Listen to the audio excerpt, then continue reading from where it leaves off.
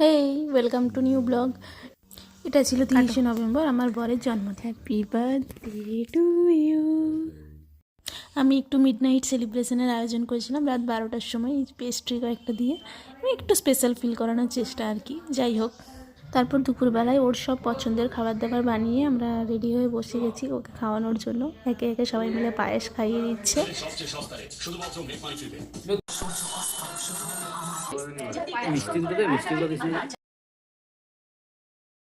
তারপর দুপুরবেলায় আমরা খাওয়া দাওয়ার পর একটু দুর্গাপুরের উদ্দেশ্যে বেরিয়ে গেছি। এই যে আমার স্কুটি নিয়েই যাচ্ছিলাম।